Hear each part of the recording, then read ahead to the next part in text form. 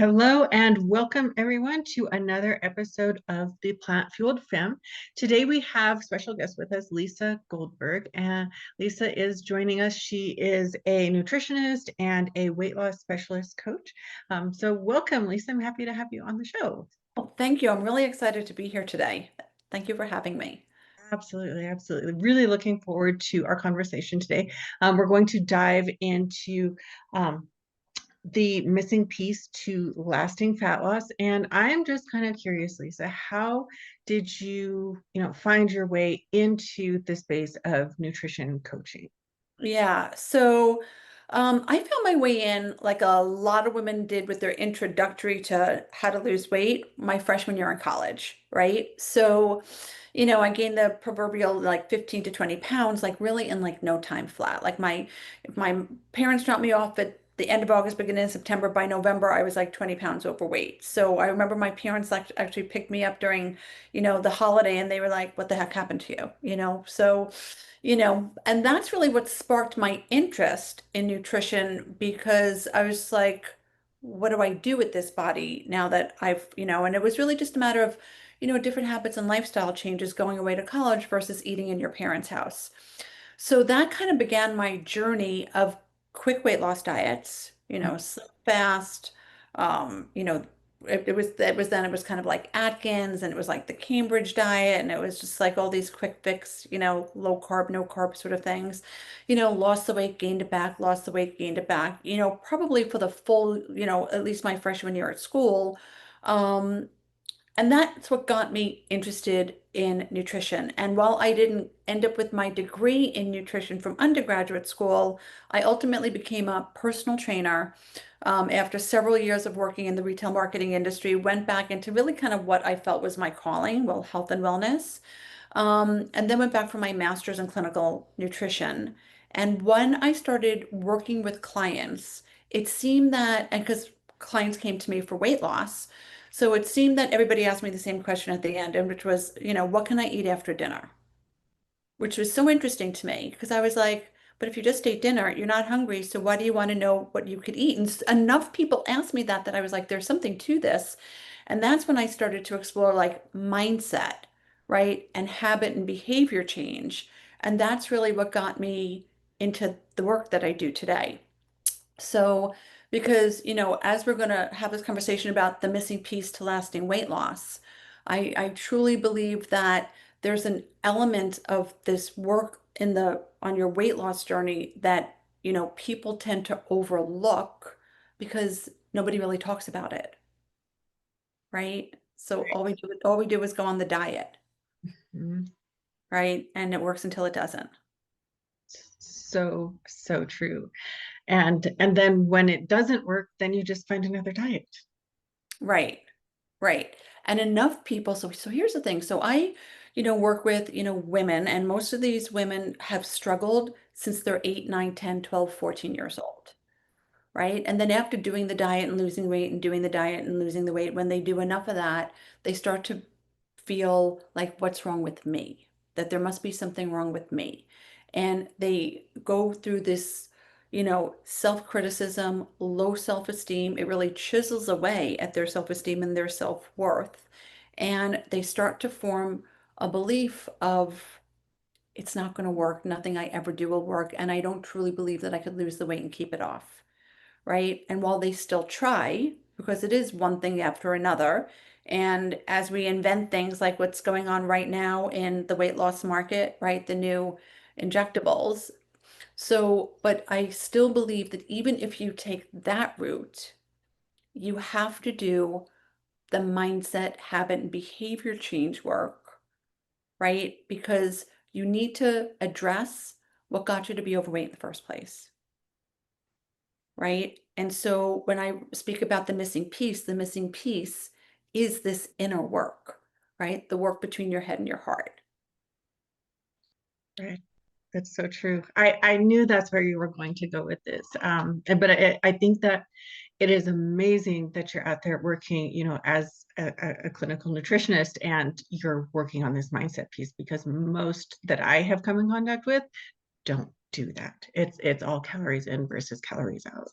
Yeah, well, when I first started, when I got my master's and I kind of set up my office, it was just these clients that were asking, what can I eat after dinner? It was protein, fat, carbs, and calories, Yeah. right? And until, it was doing some work on habit and behavior change, but also working with coaches on my own on mindset change that I really began to put together the beliefs that we have, the beliefs that we form as children, the experiences that we have. So, really, what's happening with all these people who struggle with their weight, right, is they're programming their brains to believe and behave in a certain way. So it's not that because I always joke with the people that I speak to and I'm like if I had $1 for every person who ever said I know what to do I'm just not doing it or I know what I should be doing, but why aren't I doing it? Um, it's because what they don't do is this rewiring Mhm. of their habits and behaviors, right? So they'll cut out the carbs, they'll reduce the portions, they'll exercise like crazy, Mhm. and those things work until they don't. Because what I refer to what most people who have dieted for years or decades have what I call the dieter's mindset. It's Mhm. a particular way of thinking that leads to your self-sabotage, right? So just to give you an example, um, somebody will their words, right? Because there's a certain language that dieters use, right? They'll say, I've been good all day, or I was good today, right? So therefore, I deserve to eat the cookie or eat, the treat. Um, and so they do. And then they feel bad about eating that thing. And then they beat themselves up. And the next thing the dieter's mindset says is, well, I'll just start again tomorrow, or I'll be better tomorrow. So they eat more, right? Let's get it out of the way because tomorrow's a new day. We're starting again tomorrow. And so it keeps you in this cycle, It does. right? So there needs to be a reprogramming of the way you think and why you're doing what you're doing, right? Because your actions will always follow your thoughts. So Mhm. if you're not tuned into what you're thinking, you don't understand why you're doing it because, most women who struggle with their weight or who go on a diet or want to lose the weight, they don't recognize when they eat something they ultimately wish they didn't, they were actually giving themselves permission to do it. It's all making sense? It is making loads of sense. I think this is going to be a super valuable conversation for our listeners. I've got like five on the top of my head I can think of. Because here's what first, so I kind of have like this method that I teach, right? So first you have to have an awareness of what your behaviors are, right? You can't change what you don't recognize. You can't change what you can't see. So you have to recognize, well, what are the habits and behaviors that got me to gain the weight or that gets me to regain the weight once I lose it, Right. right? You have to understand what you're saying to yourself, right? What the self-talk is that's going on in your mind. So again, without that, without hearing what you're saying, because here's the thing about the dieter's mindset and your own inner dialogue, if you've been dieting forever, when you say it in your head, it makes complete sense. It seems to be logical.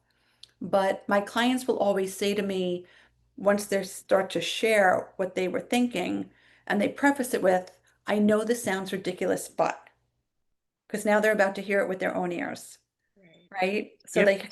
they kind of hear the crazy illogical thoughts coming out as they're about to say it. But because you've thought these thoughts so often, right, it seems to make sense in your mind. Yes. And another part of it is to also really understand what triggers you. Mhm.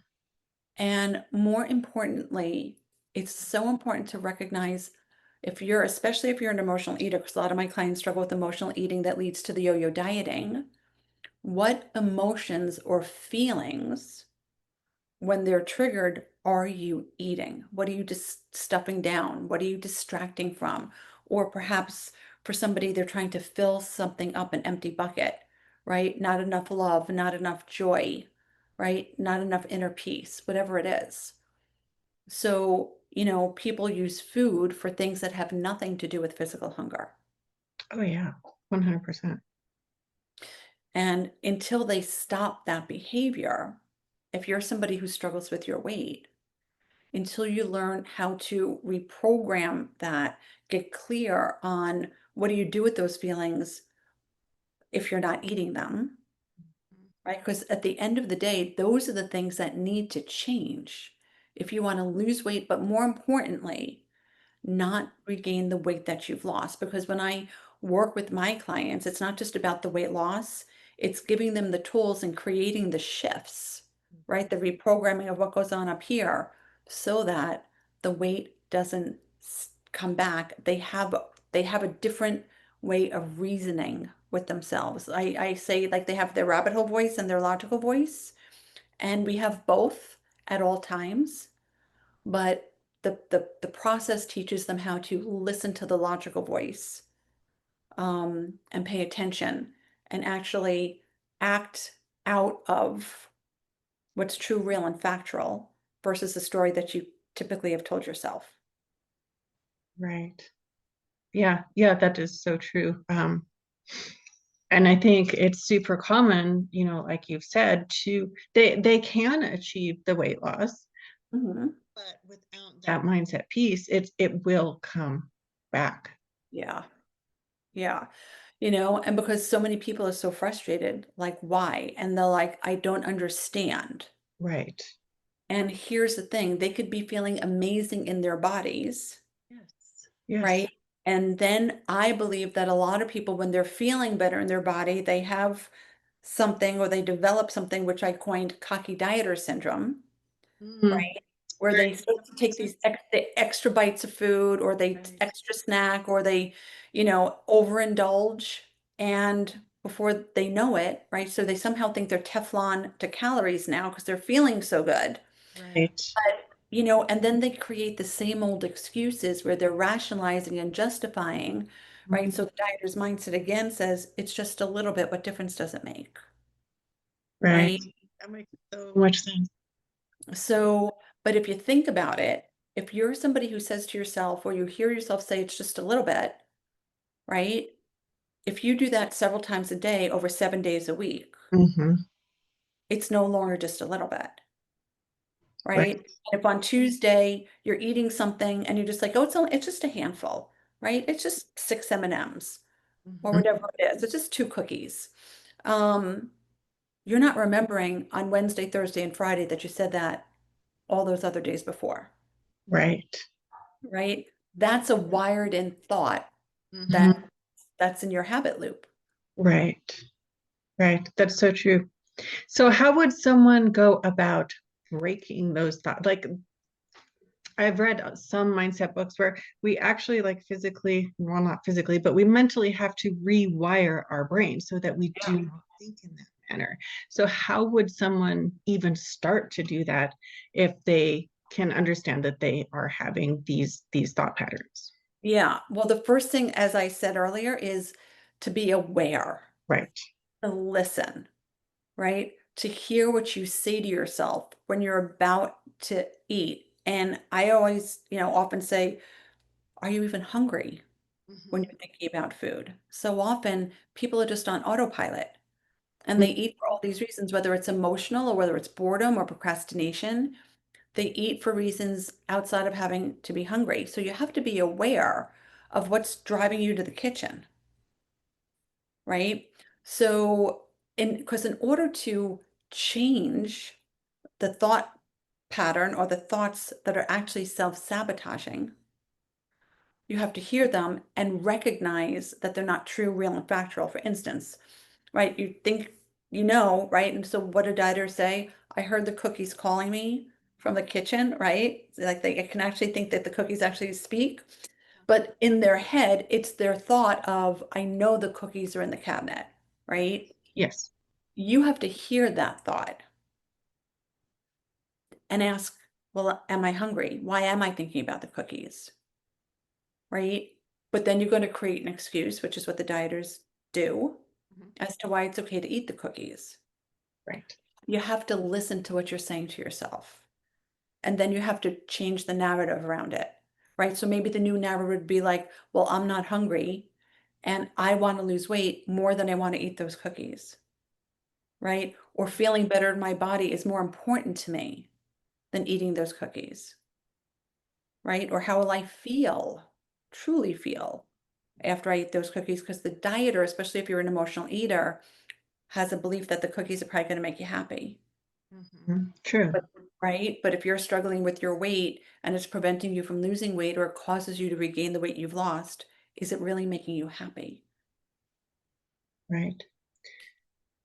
So, like, say these words actually out loud, write them down, like Yeah, what's all of the above, because when we're talking about rewiring your brain, we're talking about neuroplasticity of the brain. So there's real science behind this, there is. right? It's not like a thing.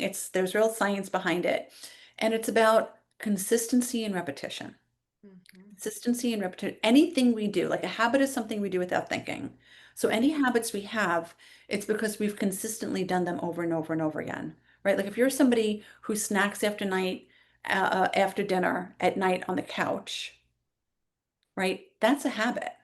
Mhm. So chances are you're on autopilot, and after dinner you clean up the kitchen, you go sit on the couch, and the first thought in your head is, well, what can I eat? Or what Mhm. do I feel like? Or what am I in the mood for? That's a wired in response. So the practice is about changing the response consistently enough so that that's your new response. And you actually form new grooves in your brain for the new habit. So, but that's why for so many people, if they don't know what it is that they have to do, if they don't know it's their mindset and their Mhm. patterns that really need to change, it's not, I need to cut out the carbs, right? Or I need to cut out sugar. Because here's the thing, when you cut out the carbs and you cut out the sugar and you cut out the wine, all the things that you love Mhm. for a certain amount of time until the weight comes off, when you incorporate them back in, which people will do, Mhm. 100%. right, the weight comes back. So what I teach is, how do you live with those things in a reasonable amount that's mindfully driven, not emotionally or mindlessly driven, where you learn how to develop a new routine, a new lifestyle with a new way of thinking. So you actually are losing weight and still being able to eat those things, Right. because the truth is, how you eat to lose the weight is how you need to continue to eat to keep the weight off. Because the truth is, what makes a diet is people stop it, Right. the weight is gone, and they go back and they change something. Yes. Yes, I think that is another one of the things that is so misunderstood. And I tell people this all the time. Whatever method you use to get the weight off is what you have to do for the rest of your life to keep it off. Right, So if you want right, to eat, keto for the rest of your life, more freaking power to you. I won't be doing that. right. But if it's not reasonable, it will not last. Yeah, I mean, I had a client actually, I was working with her. She was doing great. She was still drinking her wine because that was her thing, right? And so she was still drinking her wine. She was losing weight, albeit slower because she wasn't cutting everything out. And she had a friend who was doing keto, and her friend had dropped a lot of weight.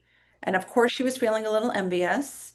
And she said to me, my friend's doing keto and so on and so forth. And I just said the same thing that you just said. Listen, if you could do keto for the rest of your life, then let's talk about keto. But if you think you're just going to do keto, lose the weight, and then go back to drinking your wine and doing, what you're learning right now, forget it, Right. right? Because it's not going to work for you. So a lot of, the what we do as coaches is kind of keep people on their path, right? The Yes. accountability part, the motivation part, the keeping them from kind of just like, the shiny object syndrome, which is all these diets out there, Oh, um, yes. that promise the quick fix. And while you'll get the quick fix, it's not long lasting. Right. Right. Well, and sometimes even they will do the quick fix and it still doesn't work because they're so internally not functioning properly from yo-yo dieting for so many Right, years. right, right? So metabolically, there's so many things that go into it. But what I Yes. find with the women that I work with, especially those who struggle with emotional eating, it's like once we change that behavior, right, and get them set up in a way where they can indulge without the guilt, right? And it's not, and so when you're changing your brain, right, the words that you use are important. So if I get my clients to get rid of the word treat and reward, right? Yes. Yes. I'm like puppies get rewarded with food, not people. Right. And so, but it's like a universal word, treat, like trick or treat or whatever the case may be, but it's just kind of like, but that has this unhealthy food put up on a pedestal. Yes. That's true. And so we've got to knock it down because the truth is the stuff that we consider treats is the stuff that's going to make us fat and unhealthy. Mhm. Right. So we need to change our way we think about it. So you get to indulge once or twice a week so you don't feel that restriction or deprivation. Mhm. And when it's a mindful choice, you don't feel the guilt, Right. That's right? true. Yeah. Right? When it's emotionally or habitually driven or mindlessly driven, 99.9% of the time you're going to feel bad shortly after you've eaten whatever it is. Right. Yes, that's so true. So, those are really important things. Those are really important aspects of the weight loss journey that people, don't really know that they have to do Mhm. if they want to, sustain the loss, right? So, and again, just as we've been speaking about, it's got to be in a way that's sustainable. However it is, you have to be able to determine, I could do this for the rest of my life. Right. Absolutely. Yeah, and if you can't, like, please don't waste any more of your life doing it. Mhm. Well, but that just feeds into feeling bad about yourself, lack of self-confidence, lower self-esteem. You don't trust yourself, right? Mhm. Like I work with a lot of women who will go to a party or go to a holiday or go to a wedding and not trust themselves around a lot of food, right? Absolutely.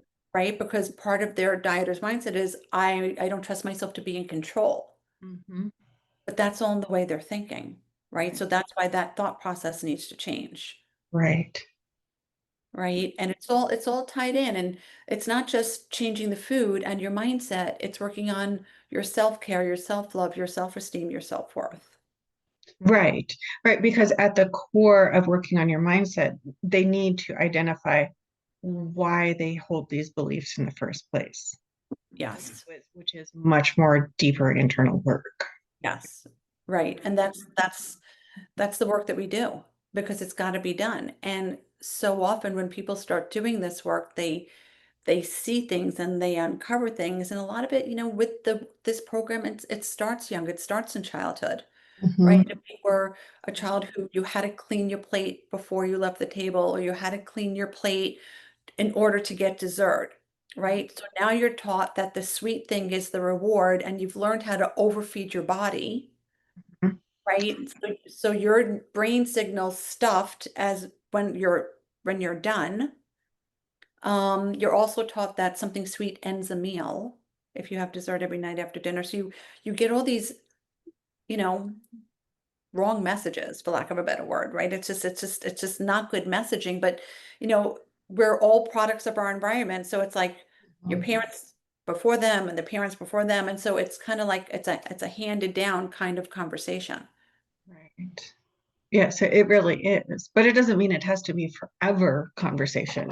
That you Right. do have the power to change narrative. Yeah. Yeah. And here's the thing. The power to change is just making a new decision. Yes. Oh, that's so simple. Yes, Right. absolutely. It's just about making a new decision. And I always say if you have a thought, because our thoughts drive everything that we do. Our thoughts create our behaviors, our thoughts drive our feelings. If you have a thought and that thought is making you feel badly, it's making you feel sad, it's making you feel angry or frustrated, you have the power to just decide to change the thought. And automatically, you're going to change how you feel, or you're going to stop what you're doing or start doing something else. Right. Right. And when people start to recognize the power of their own minds, it's life changing, right? Because I mean, we've all heard the saying, your thoughts create your reality. Right. Yes, that's so true. That is so very true. Um, and it all goes back to being more self-aware. Hmm. You've got to, it's just kind of like I spoke with a woman earlier today who was thinking about doing this work, and she was sharing with me, some stuff about how she eats, and just like, well, do you know what you say to yourself when you're standing in front of the, cafeteria table and you decide to eat something that's not so good for you? She's like, I actually never thought about it. Hmm.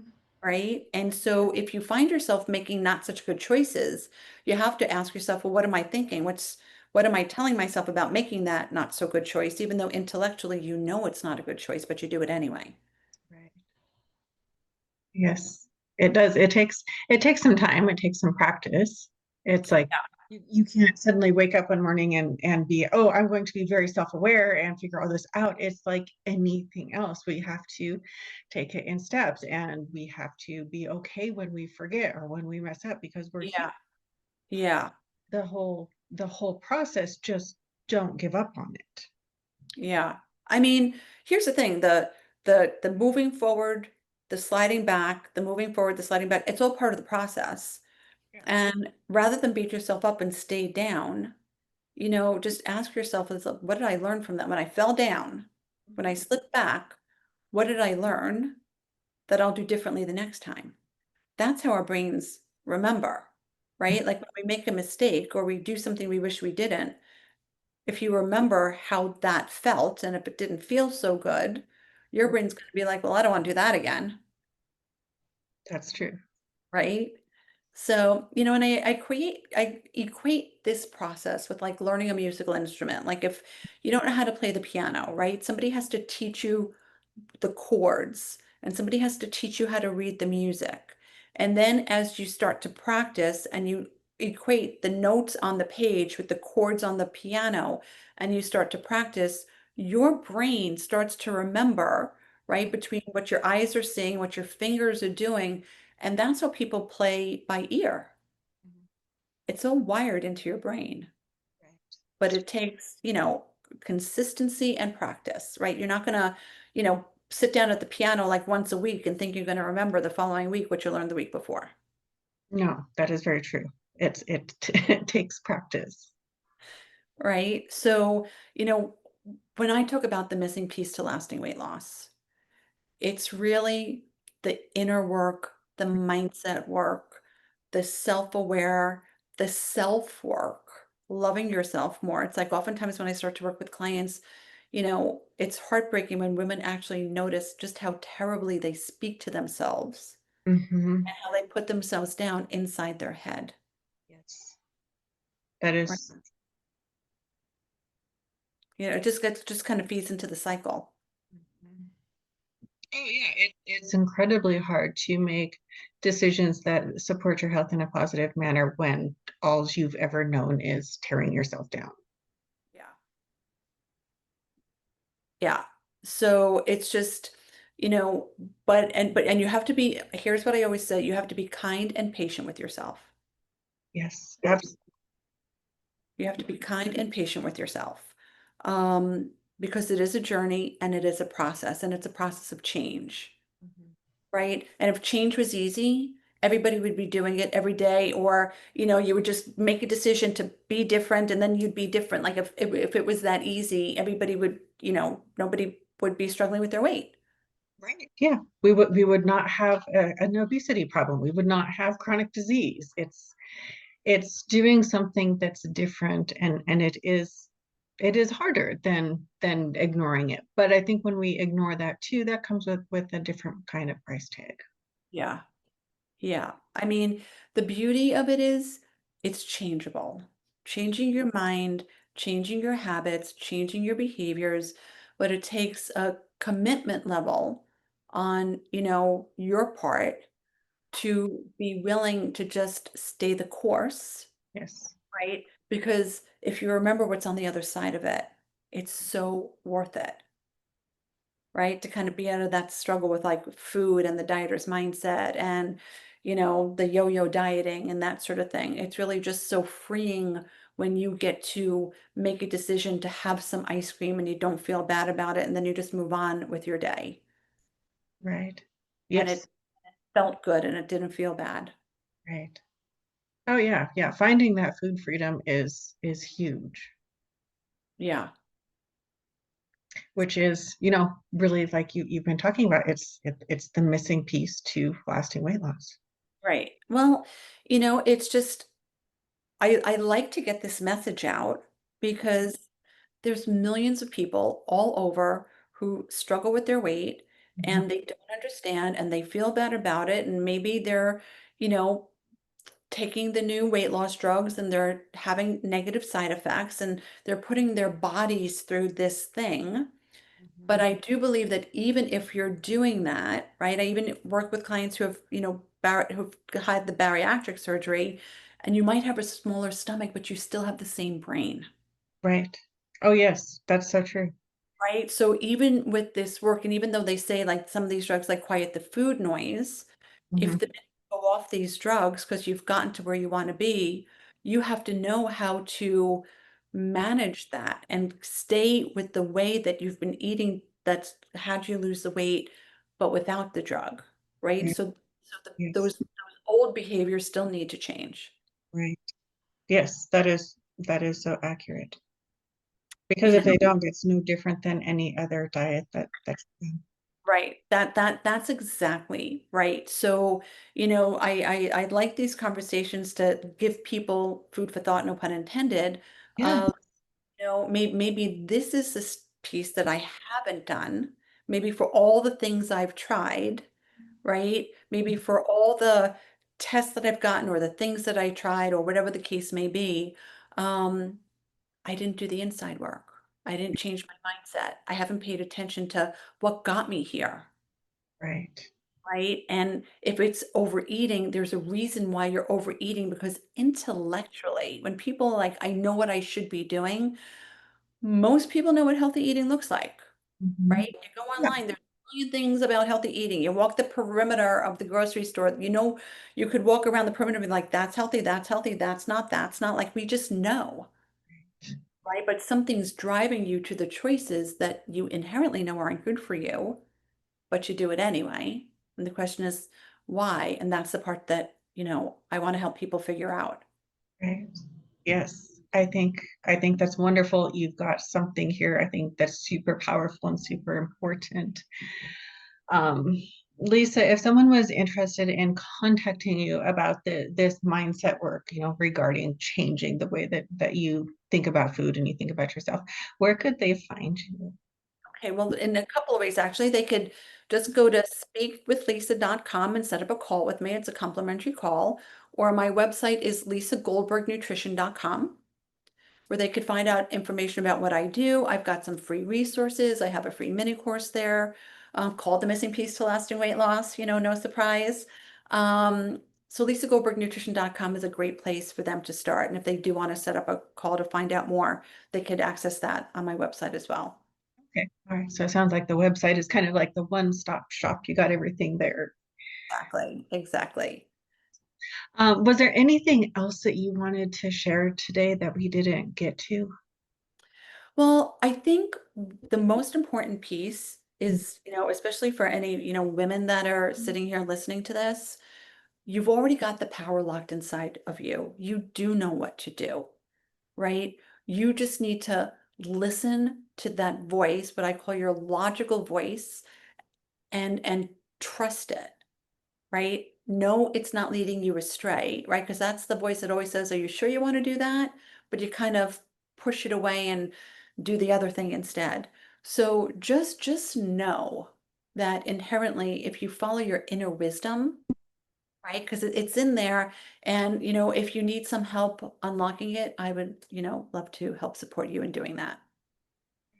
No, I think that's wonderful. We all do have a great power inside of us.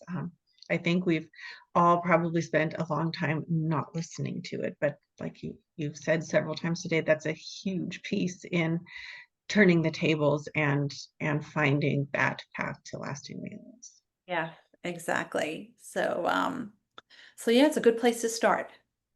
No, that's wonderful. Well, thank you so much for your time today, Lisa. I really appreciate it. I think this was a super, super valuable conversation that our listeners are going to enjoy. So thank you so much for your time this afternoon. Thank you so much for having me. I really love having these conversations. So thank you. Absolutely. You are welcome.